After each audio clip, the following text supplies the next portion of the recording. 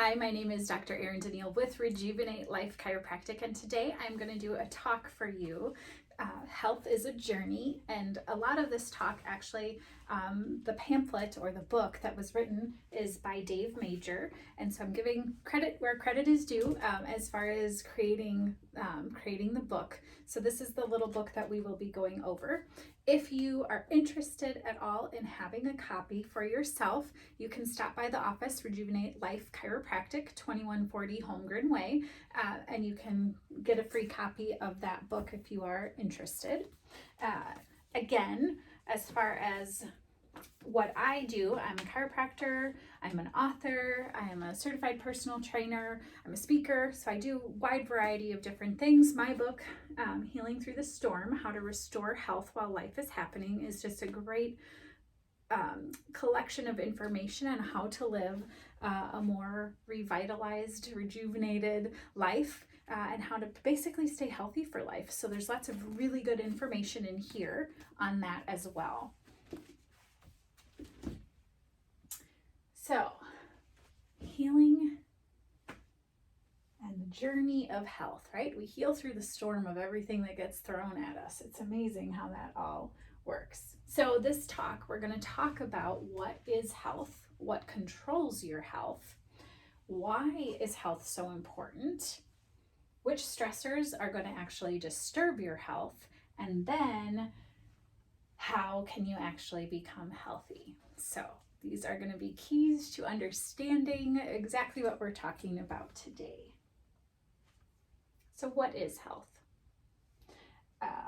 Health, according to the World Health Organization, is a state of optimal or complete physical, mental, and social well-being, not merely the absence of disease or infirmary.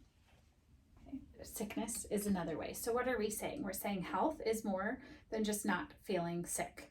Okay, so there is a vitality to health in which we should be feeling rather enthusiastic and energetic, etc. Now, disease could actually be going on right inside of your body right this very moment, and we don't necessarily know about it. Okay, so I want you to think about some problems that people may have that we wouldn't be aware of it. Okay, I'll give you an example with a heart attack. Okay, 57% of the men who experience heart attacks, their first symptom is death. Death is the first symptom that they would be having. That's crazy, okay?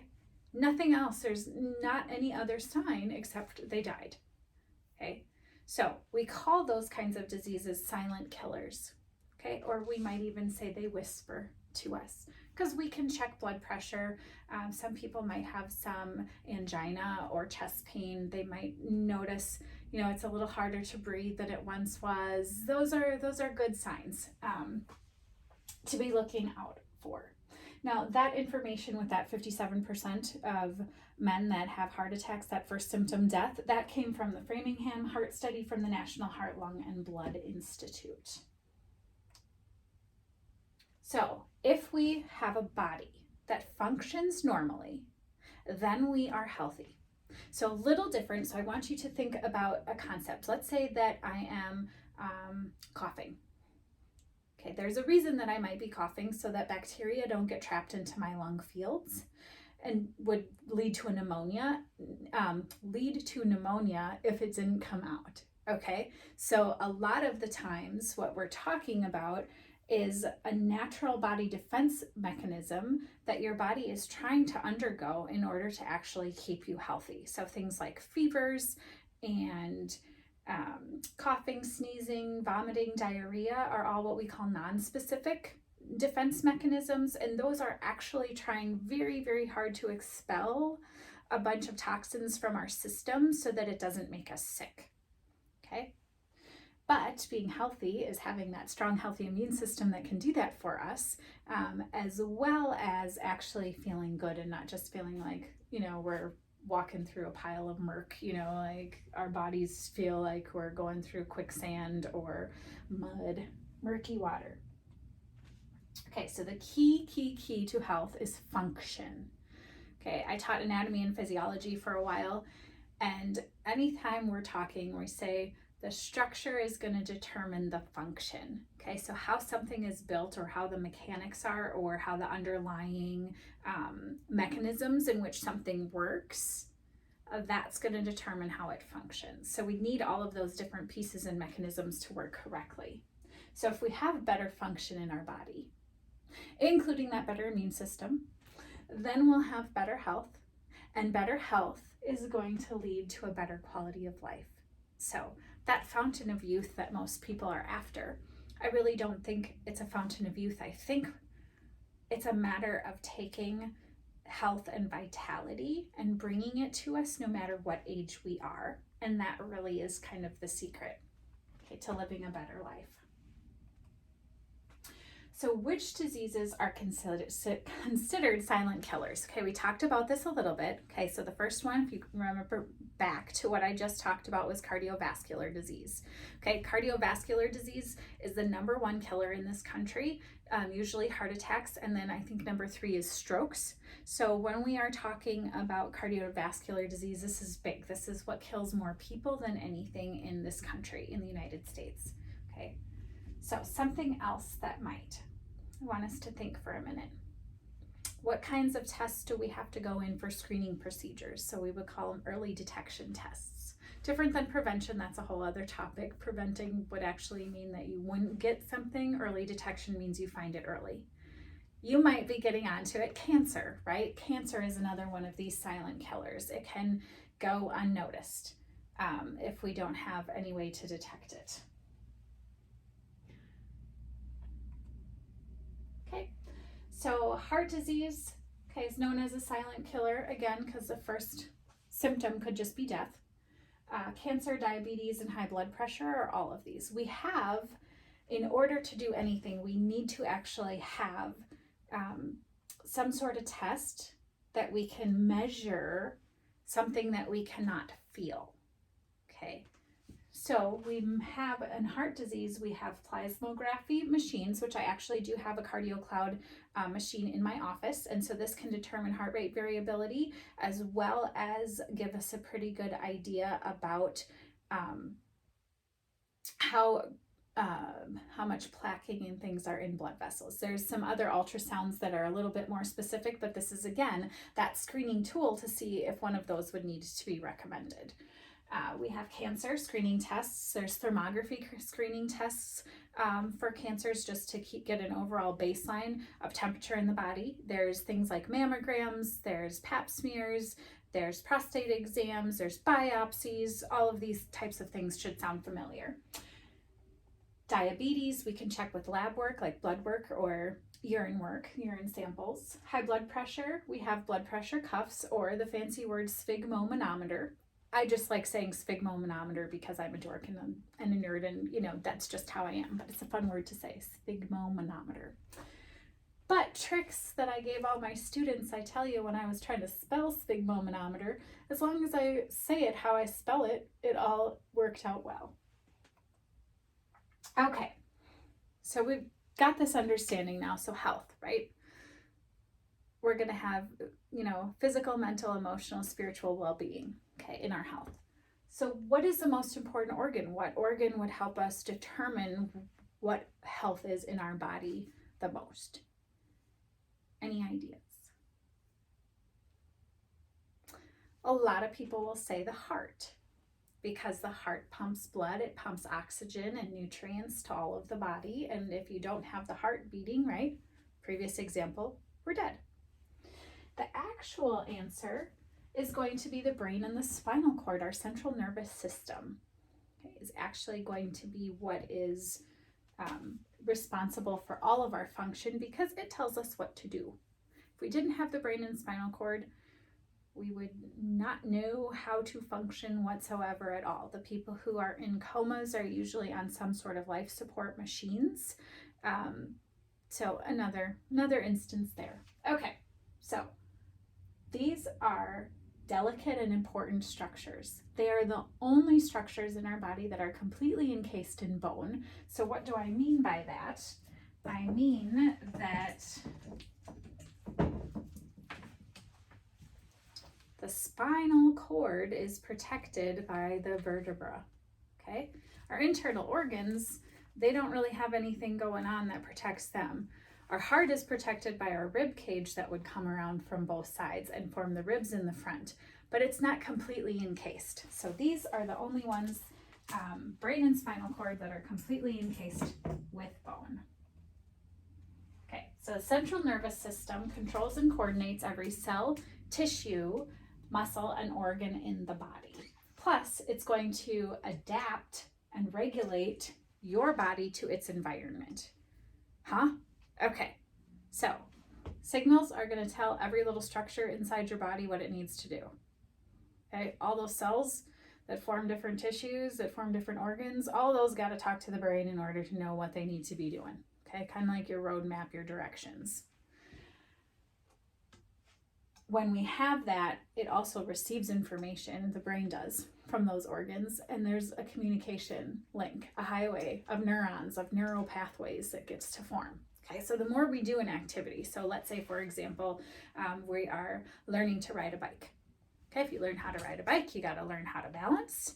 You got to learn how to move your legs at the same time as you balance. You got to learn where your brakes are. If you're a little kid, you probably got the brakes, with your feet. If you're adult, you got the brakes with the handlebars, okay? Or maybe a kid learned on a more sporty bike, okay? They could have the brakes on the handles as well. So our brain has to take all that information in, how to do that, and learn. The more that you practice riding that bike, right? Usually mom or dad or uncle or aunt or grandma or grandpa is going to hold on to that seat and try to run along with the person as they're learning to bike. And that might be after you have training wheels, trying to get that whole balance thing down. Okay.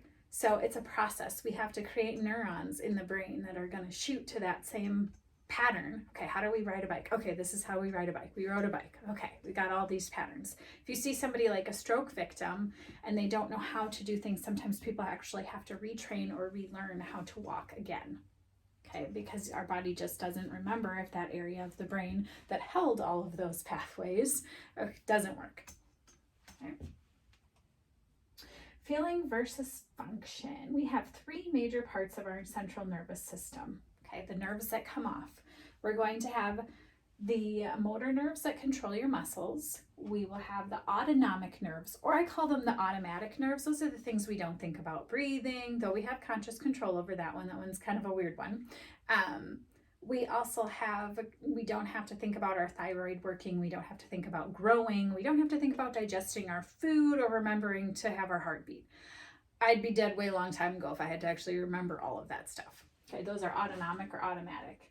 Together, those are going to control and coordinate the function of 90% of your body. Okay. Sensory nerves, on the other hand, these are only about 10% of the nerves that go everywhere. This is what our brain gets information from, and something that would occur on the outside, something that we could actually feel. So tasting, smelling, seeing, hearing, feeling, pain, temperature, pressure, vibration, something that we actually get a sense of. So when we're talking about processing everything in our external environment, we only have 10% of our nerves that do that. The other 90% go to everything else we just talked about. Okay, so here is a picture of what this would look like. Okay, so motor nerves, again, go to muscles, skeletal muscles, moves our joints. Okay. Autonomic or automatic nerves, and then anything that would be sensation, pain, temperature, pressure, only 10%. So this would be 45%, this would be 45%, and this would only be 10%. Okay, so if we're feeling good, that doesn't necessarily mean that we actually have good health or have healthy function, because the only thing we can feel are 10% of our nerves. Those 10% might be just fine and feeling fine. But the function nerves, those autonomic or automatic nerves, as well as the ones going to the muscles, we might not notice. It takes a lot for a motor nerve to, and that goes, for us to notice. This is when we start dropping things, like we drop our coffee cup. If you have a piece of paper and you're trying to pull it out of your hands, okay? And it's easy to just pull away if you don't have any grip strength. Okay, harder to open a jar. You may notice people walk with like a foot drag, or we'd call it a foot drop. Okay, those would be motor nerves. Those are what you may notice. but you're not like going to have a feeling sensation associated with that. You're just going to have a muscular deficit.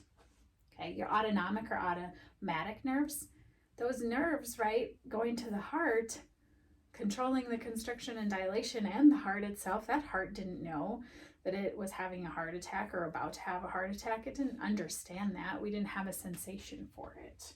So how we're feeling is not a good measure of health. So 90% of the nerves deal with function, 10% deal with sensation. Now, what controls your health? Well, 3 things are going to control it. Your life force, your communication center, and the master control center. And we'll break those 3 down for you. So central nervous system is going to be key in determining function and quality of health. So central nervous system is a big deal. Here's the life force. Okay, so life force in chiropractic, we have an idea of like a spark of life, okay, that would actually make it a difference between a live cell and a dead cell. There's something that gives that cell its actual life. Okay.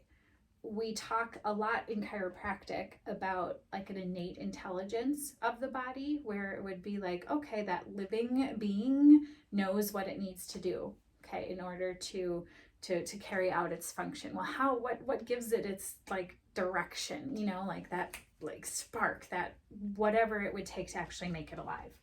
So when 2 cells meet and life begins, this creates trillions of additional living cells called the living body, and that's going to control and coordinate the process of intelligence in every living cell. So it's pretty cool when an egg, okay, that's an egg and a sperm meet. Typically we only have 1 egg and 1 sperm that will combine. You usually send off signaling, right? That's life force is going to send off signaling indicating that this process has been completed, and you don't need to have another egg, if it's there, have another sperm that would fertilize. Okay, when we have that, those are fraternal twins, okay, because they would have completely different genetics. It's a little different. If we're talking identical twins, it would be the same sperm, same egg. During a little farther down in the developmental process in utero, they would actually make an exact replica and they split off. So same DNA and all of that. Now, we have within the first 18 days of conception, the body and the intelligence within the body develops the brain and the spinal cord, which is going to control life. So this is actually really, really interesting information, because we might think, oh, which organ is formed first? Okay, well, the organ that's formed first, most people think the heart. It's actually going to be the spinal cord and brain, the nodal cord, which will eventually develop into that, actually forms at that 18-day mark. So usually before mom even knows she's pregnant, okay, we're already starting. Half a week later, that heart is going to start beating. These are some really cool pictures. Life magazine, okay, April 30th, 1965, had a magazine released where we got to see the first intrauterine photographs. Okay, Leonard Nilsson was the photographer, and we actually got to see into what it was like to have that baby start developing. So we get, like, he took wonderful pictures. So here is that 3.5 week mark where that nodal cord starts developing. Half a week later, that's where we start seeing the heart. Okay. And we can see just the different developmental processes that take place through the creation of a baby. That life force is what's going to allow us to do this. Look at this spinal cord. That is so cool. So we can see lots of different things as the baby's eyes and hands develop too. So lots and lots of really cool photos. So yes, I did order the magazine. Yes, I did laminate it because I was going to keep these for a long time and show them off. So first thing to form is the brain and the spinal cord. Okay, next thing to form is the heart. Now, the brain and the spinal cord, your central nervous system, okay, are the only parts of the human body that we talked about are completely protected by bone in the form of the skull and the 24 vertebral segments. So when we have 100% life force, okay, when we're able to adapt to our environment and we can have that full communication, then we're going to have 100% health. Okay, sudden infant death syndrome. This is popped in here because it's so important when we're talking about the health of the central nervous system, the brain, and the spinal cord, because the birth process is very traumatic for both mom and for baby. Okay, so an average delivery is going to produce 70 to 80 pounds of torque on the baby's head and neck. 70 to 80. If we use forceps in the delivery, so the little clamps, okay, it's actually going to go up from 70 or 80 pounds of torque to 110 to 130 pounds of torque. That is a lot of pressure. What they found in the 1950s, researchers found that 98 out of 100 babies that died of sudden infant death syndrome actually had pressure on their upper cervical spine. This is why chiropractors will talk about having babies checked for having their nervous systems checked, because we don't know what's going on. Dr. Abraham Taubin, medical researcher, and a few others, I think Kirkcaldy Willis might be in there as well. They've done a lot of studies in the whole birth process and how traumatic it is for baby. It only takes 120 pounds of pressure to decapitate a baby that had already passed. So if it has the torque with using forceps to 110 to 130 pounds of pressure, it's within that window that we could have, problems with then essentially, losing a baby right away. The problem with that upper cervical spine that we found in those kids with sudden infant death syndrome is actually something we call subluxation in chiropractic. So it's a little different term than medical doctors use. The term in medical facilities would be like a partial dislocation would be more of their description of it. We're a little different. Now, because of those subluxations, we'll talk more in a minute, the body was not getting the communication that it needed. And there was a muffling that takes place. So in those poor little babies that didn't make it, they're not receiving their communication from the brain that they need. So imagine if I'm going to cover my mouth and try to talk to you, it's going to be a lot harder to understand what it is that I'm saying. That's interference. So it's a little harder to understand what it is I'm trying to say if it's muffled. Like that telephone game. Okay, if you tell one person a message and you go down the line and keep passing it on, the further you are removed from that, the harder that it might be to get that actual message. So when we're having a discommunication, okay, it's not communicating well between brain, body, brain, that's when we see the word subluxation, anything that disturbs that normal communication to the nervous system. So again, central nervous system controls and coordinates every cell, tissue, muscle, and organ, plus it adapts and regulates your body to the environment. Okay, so how does it do that? Well, the central nervous system is going to send messages down that information highway that I was talking about, okay? And it will continually do it, and the information travels at 325 miles per hour, and we have 45 miles of nerves throughout the body. Okay, that's a lot of information that gets passed down these highways, right? Like we think traffic is bad just in our own cities during rush hour. Traffic could be really bad up in your brain between all these neural pathways. In a 24-hour span, the communication between the brain and the body will be working together to complete all those functions. Now, here's some more things. The brain has to tell your body to do these different things. Your heart needs to beat 103,680 times. We have 2,100 gallons of blood that's going to pump through 62,000 miles of blood vessels. We have 69 trillion red blood cells that are going to be produced in bone marrow. You'll breathe 23,040 times, and you will exercise about 7 million brain cells while doing it. Okay, so we have a lot of information as far as what that nervous system needs to control. That's just a blip of it. So if we have better communication between the brain and the body, then we're going to have better health, because it needs to tell the body how to do all of those things, when to do it, what time to do it, etc. Now, central nervous system serves as a master control center that's going to work automatically. Not only is it automatic, but our body is self-healing and self-regulating. So what do I mean by that? I mean the body has the ability to heal itself when given the proper conditions. Okay? Self-regulating, meaning it doesn't need any assistance from anybody else to do that. It doesn't need an external factor to tell it how to do it. It needs to let that communication flow fluidly. When we see disturbances in how it flows is when we see different dis-ease of the body that eventually leads to disease. So self-healing. I want you to think about what happens when you cut your finger. So we've got our picture of our Band-Aid on a finger up there. So your master control center, the central nervous system, is going to begin to automatically heal that wound. It's going to initiate a whole step, or a cascade as we call it, in which you're going to have an inflammatory response. You're going to have white blood cells that are going to come in to try to clean up any infection or anything, because you're now exposed to the outside world.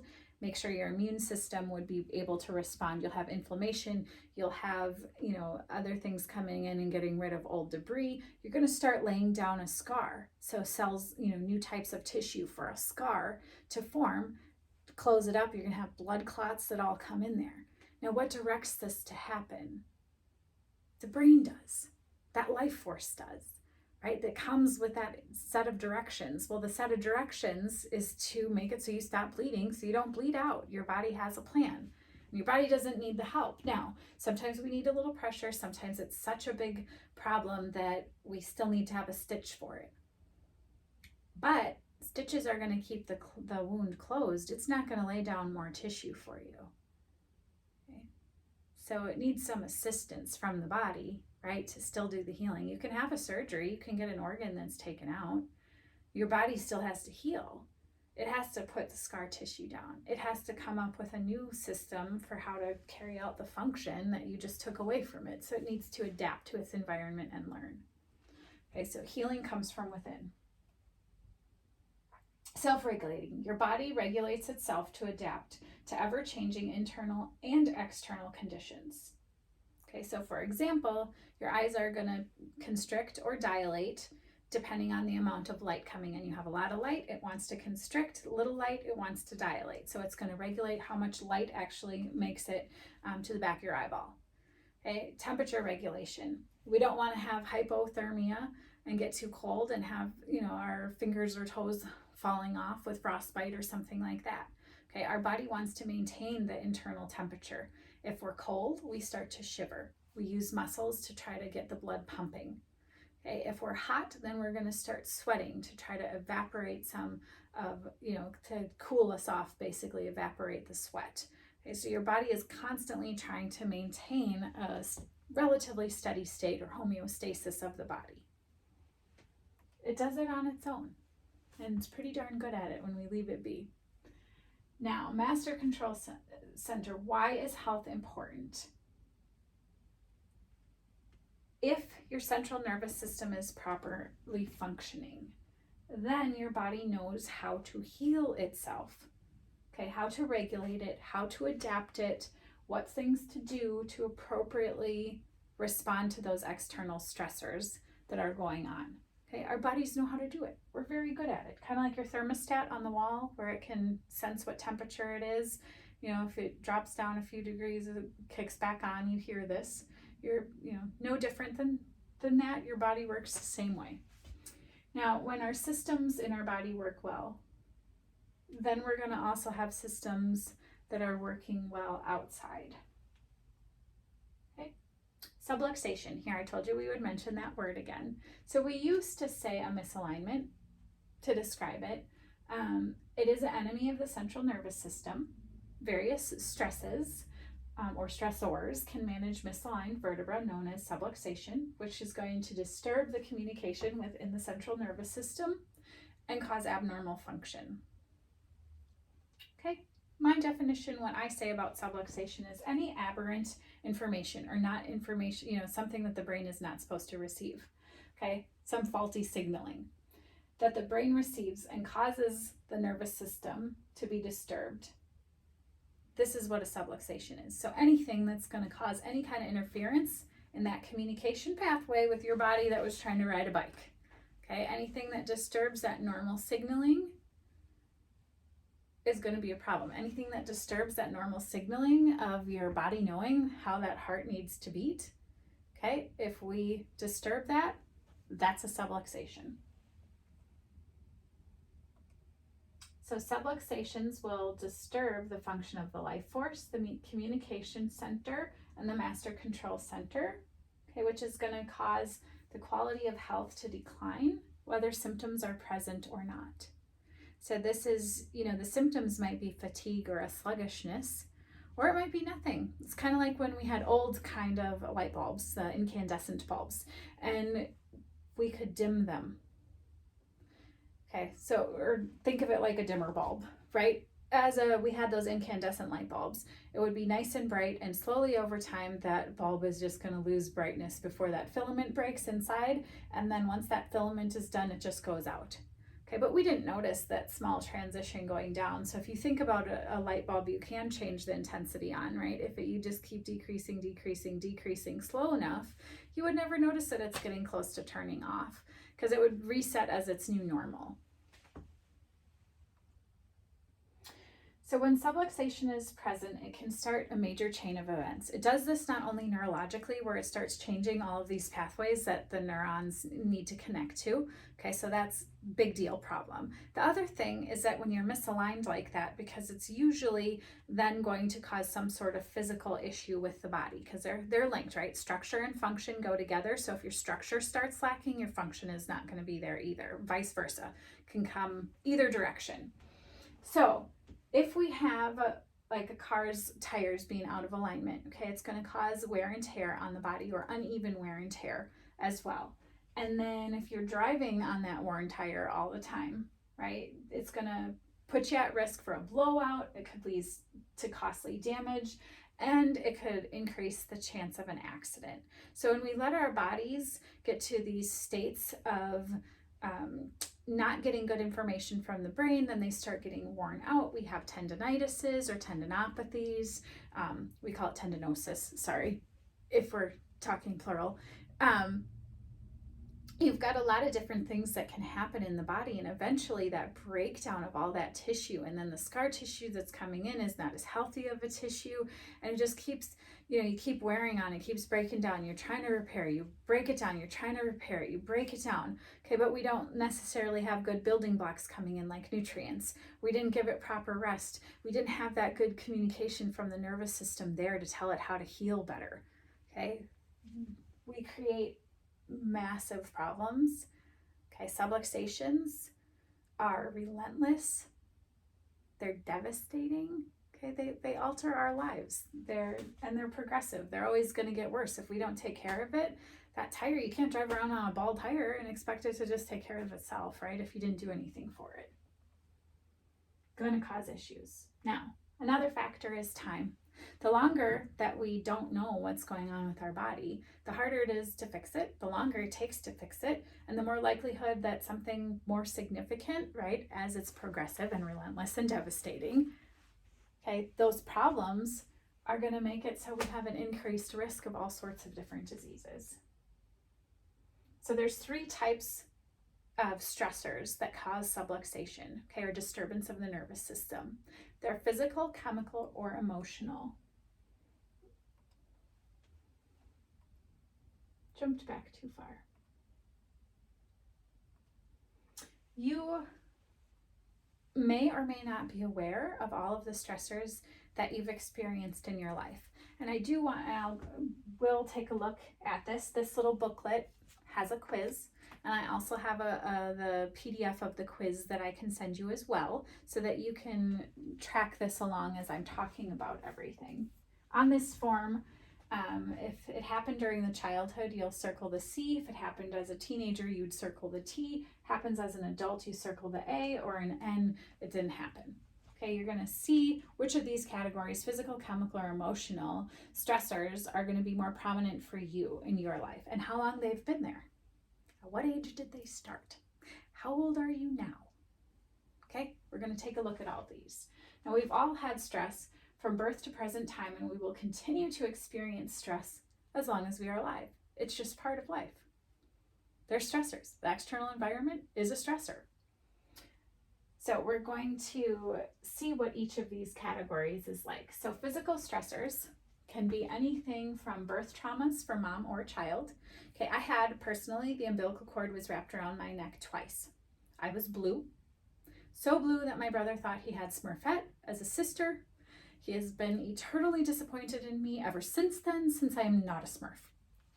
I kid, but it's a serious situation. Like my APGAR score, the score that they rank you how healthy you are as a baby, I needed oxygen. I needed oxygen right away. I was not a healthy baby. I could have some issues, right? Though we talked about that upper cervical or upper head and neck area getting stressed at childbirth. I think if I was being choked by my own cord, that it was under some stress. As a child, I was very sick. I had ear infections and other things that, again, the alignment, the position, that disturbance to that nervous system, those subluxations could have affected. Okay, so anytime I have any kind of complication of any kind of factors, I got to go back to birth. So however old I am, that's how many years the problem has potentially been there if I hadn't done anything about it since then. Other things, slips and falls. The average child is going to fall 5,000 times by the time they're 5 years old. Car accidents, even little fender benders, are more than what people think, because it really only takes 5 miles per hour to create a whiplash, or even leads to death. So it does not have to be a hard crash. And if you think about this, if you crash hard enough, the car is going to take the impact. If it's a light enough crash, your whole body takes the impact of that motion. So a lot of times we'll see very serious injuries from even, what we would consider minor accidents. Sports injuries. So if you're a big sports buff, you could have lots of these. Unfortunately, some people are physically abused, whether children or adults, teenagers, all of it. There could be some sexual abuse in there that led to physical complications as well. We can see work injuries, things that have happened at work, our poor posture. Sedentary life is actually more harmful than smoking, we found. Sitting on a wallet, sitting at a desk anytime we're sitting all day, driving a vehicle, if that's what you do for a living, that can be also problematic. Other physical stressors, sleeping position like stomach sleeping or having your head cocked or turning your hands, all of those. Here's that extensive computer work. Carrying a heavy purse, a backpack is a big deal, especially for children. We're trying not to have kids have too heavy of backpacks. Repetitive lifting, bending, twisting, doing the same motion, repetitive injuries over and over again, driving for a lot of hours, continuous sitting or standing, bone fractures, surgeries.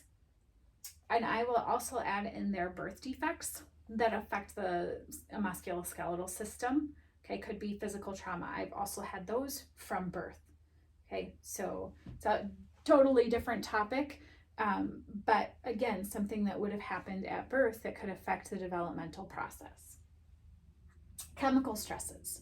A lot of people are like, how does chemical affect me? Well, let's say that we'll use arsenic just as an example. Let's say you're getting doses of arsenic in your body. We know that arsenic can kill us, right? So it can build up over time and we can get poisoned. So think about things like poison affecting your body. But anything in a chemical stress category in my mind is anything that's non-nutrient that we're putting into our bodies, onto our bodies, or we're inhaling, or it's in our environment. Okay? So this could be things like excessive smog. It could be things like pesticides and herbicides that are on our food, GMOs. We'll go through some more on the list. Environmental pollution, secondhand smoke or smoking, poor diet, caffeine. Caffeine's a big deal. Now on my cardio cloud assessment for myself, when I have caffeine, I get 89 ectopic or extra heartbeats in a 3-minute test.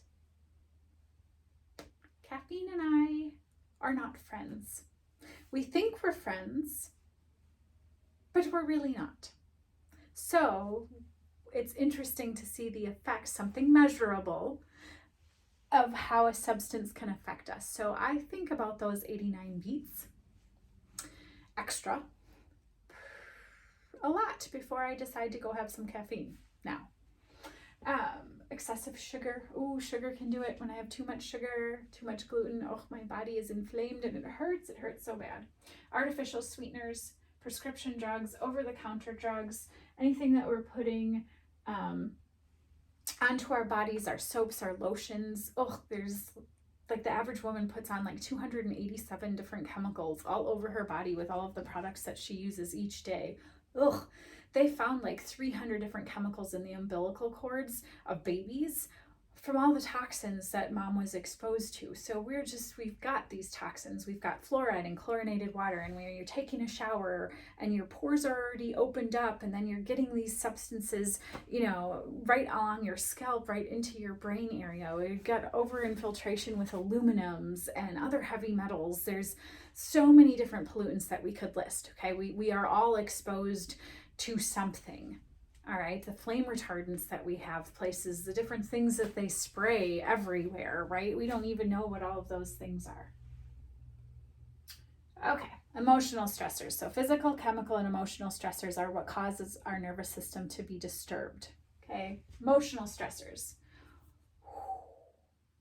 How we respond to emotional stress is what matters. We're not finding so much that the stressor itself is predictive. It's how the person handles it.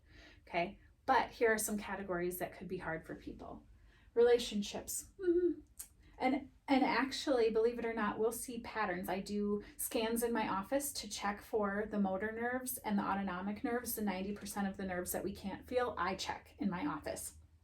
And in that process of checking that, I am looking to see what other areas could be disturbed. And when I have that,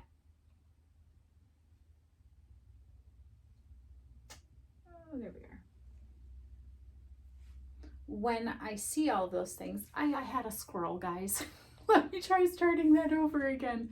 Okay, what I was trying to say is we have the stressors that are inside of our family units. And when I have those scans, that's where the scan came in, that I measure all of those things. The patterns that I see in kids match a lot of the same pattern that I'll see in their adult parents. Why? They have the same emotional stressors. You can't tell me kids don't feel it when parents are arguing and going through a divorce. You can't tell me kids don't feel it when parents are stressed out about money. You can't tell me that kids don't feel it when when their grandparent dies or someone close to them dies, or how it affects their parent. If you've got a parent with alcohol abuse or drug abuse, or who's just not emotionally intelligent, lots of different things that can affect, that whole household. We see the same patterns in kids as we do adults.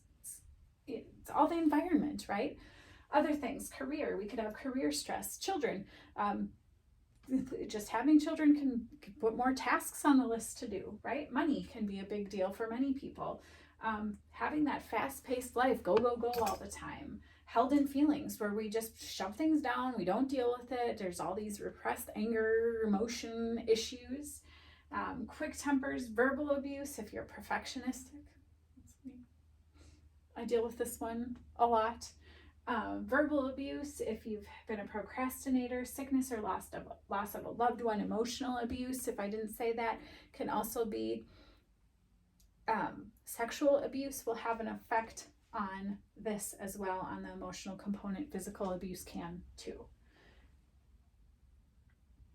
So, which is your primary stressor? Which category?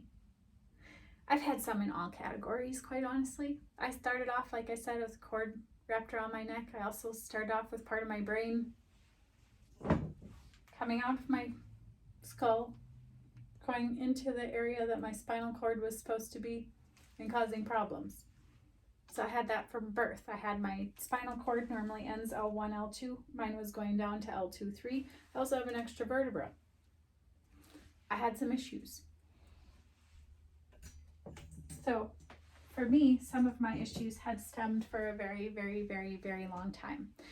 Other things that can affect when women especially start developing breasts, and they can usually have the stress along in their mid-back, right around their bra strap area, as well. So if you think about like your back pain for females, it might have started for you when you started developing. How long ago is that for you? Okay, so calculate that up. I want you to then find out which category was most stressful for you. So we want to know which area to tackle first. Then we also are going to find the age that it started that you can remember. Again, mine was as far back as birth. How long have you been having the current problem that you're having? And give me that number in years. Okay, that's your stress amount of time that stressor has been there, and all the times that nervous system disturbance that it caused, it was progressive, it was relentless, it's devastating, and it's working its way up. So that's the amount of time that we're talking about dealing with the issue. Now, when you take this quiz, did you discover that you experienced more stress than you originally thought? I did. I had lots of circles. Did you see now that the effects of stress started accumulating since you were a kid?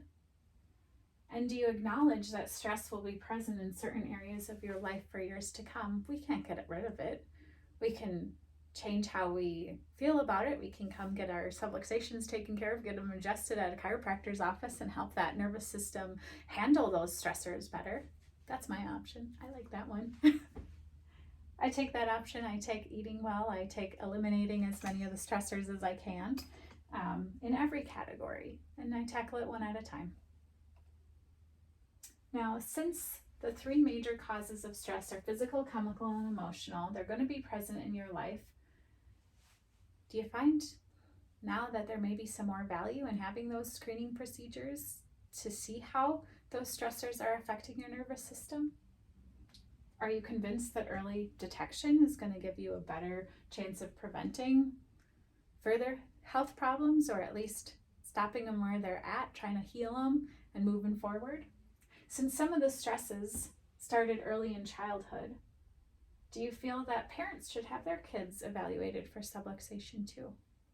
They wouldn't have as many years of those progressive, relentless, and devastating subluxations as it affects your nervous system. Okay, so stress over time leads us to be unhealthy.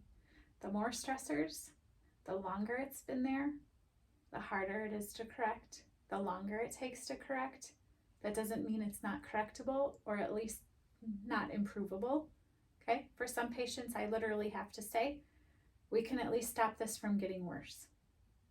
So there's always something good that can happen when your nervous system is working properly. So here's what I was talking about as far as finding your stress age. Okay, so if you're 50 years old and you had your first emotional trauma when your parents were divorced at 5 years old, you have 45 years of accumulated stress on your nervous system. So that's how many years that particular example had those stressors. Now, how long do you think it would take you to get better? It's not going to be an overnight easy fix. Okay, so I want people to understand that even before they come into my office, that it does take time. It took time to get you there. It's going to take time to get you out of it. Okay, the pain that we're experiencing, once the pain goes away, that doesn't mean the problem is gone. Okay, it just means that the symptoms, the 10% of those nerves that felt pain, they felt better or are doing better, but the other 90%, we have to keep checking and make sure. And scans help us do that. I have a Insight Millennium subluxation station that I can measure the autonomic nerves, and as well as those motor nerves on. So now that you know all of this, you know that health is your body functioning properly. You know the central nervous system controls function. You know that subluxations, okay, are caused by the disturbances of the nervous system. And you know that these subluxations are going to affect your health.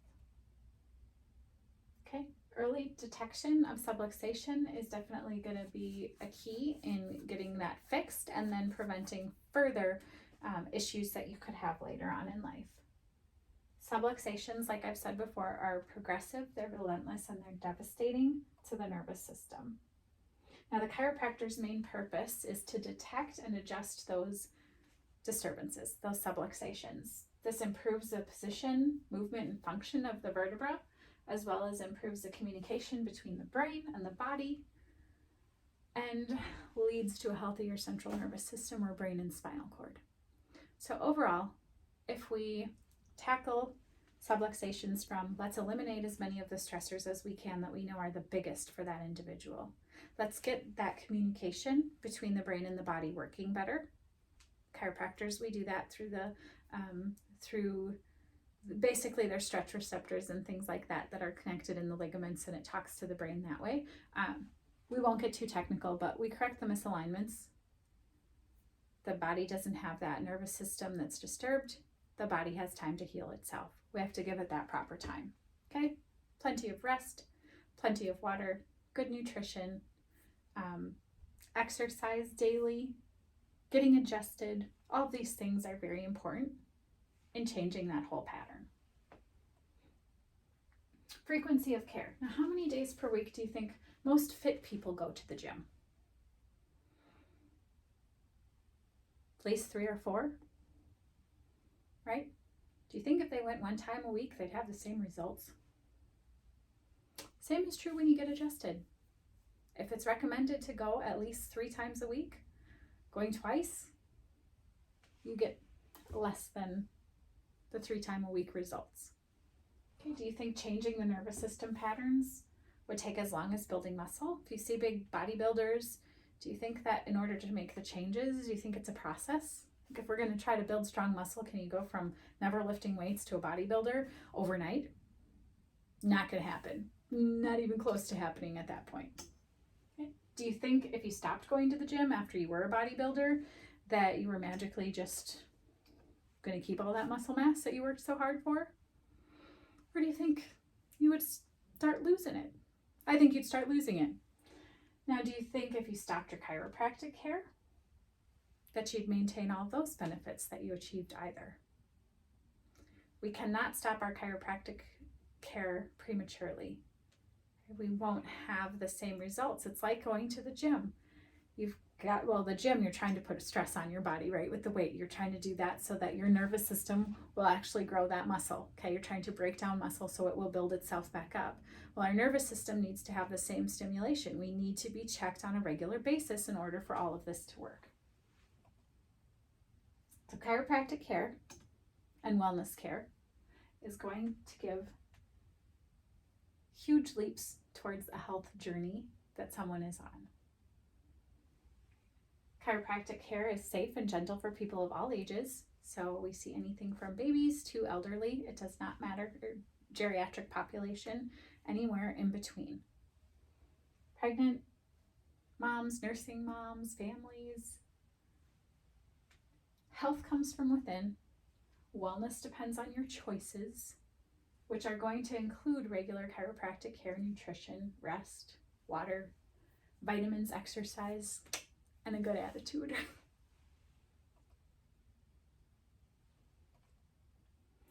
So, how have your past decisions affected your health thus far? So if you don't change something, you're not going to change anything. Okay, evaluate the quality of your present health and really evaluate. A lot of people tell me, oh, I'm an 8. But then they tell me, oh, I've got a thyroid issue I'm on medication for. Well, no, you're not an 8 then, because if your body hasn't regulated itself and you need thyroid medication, unless you've already had your thyroid out or something, and then you obviously have to if you've had your thyroid taken out. But if your body's not functioning and you're using a medication to let your body function, it's not functioning. It's being assisted, but it's not itself, it's not functioning as well as it could. Choose the control and quality of your future health. Change your thoughts, actions, and decisions today, which can determine the quality of your life tomorrow. So it does matter. I call it an 80-20 rule. I actually like more of a 90-10 rule, where you got to do this stuff 80% of the time. You got to be consistent. You got to do the right things. And you just have to do them, or it's not going to work. You can't not go to the gym and expect to just look like a bodybuilder. It will not happen. How's your future looking? Do you want to be well? Take a moment and consider the following questions. Okay, the main key in determining the quality of your health is A, how your body is feeling, B, how your body is functioning, C, how your body is looking, or none of the above. B, how your body is functioning.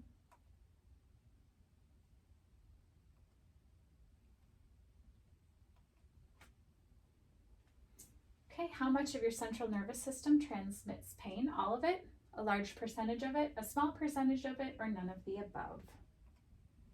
A small percentage of it, only, well, it's actually 2 to 5%, but anything sensory is 10%.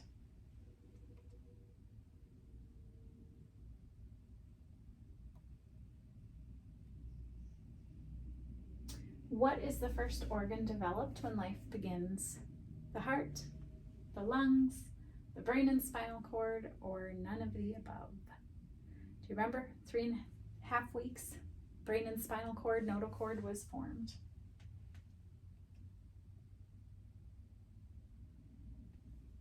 It is stuck on a timer. So we will wait till the next question comes. Here we are. Your central nervous system is your most important organ because A, it's the master control center, it's the communication center, it's self-healing and self-regulating. No, it's all of those. Yep, so self-healing, self-regulating, all of the above. Okay, last question here. What is the enemy of your central nervous system? A germ, a cold, subluxations or misalignments, or none of the above? It's the misalignment, okay? We don't actually have the germs or how our body responds to them, and we want it to have different immune responses that it goes through. Okay. So again, I'm Dr. Erin with Rejuvenate Life Chiropractic. I hope you enjoyed my Health is a Journey talk. I am more than happy, like I said, if you wanted to stop by and get a free copy of this booklet, I would be more than happy to give it to you. I do also have copies of my book available as well, Healing Through the Storm, How to Restore Health While Life is Happening. That's the backside. I'm not being a good Vanna today. But anyway, I'm Dr. Erin with Rejuvenate Life Chiropractic. I hope you learned something today, that you have a fabulous day, and that you realize you have a choice. You have a choice in how healthy you want to be. You have choices. You have the ability to change and the ability to really move forward with those things in life that you want to move forward with. I hope you have a fantastic day.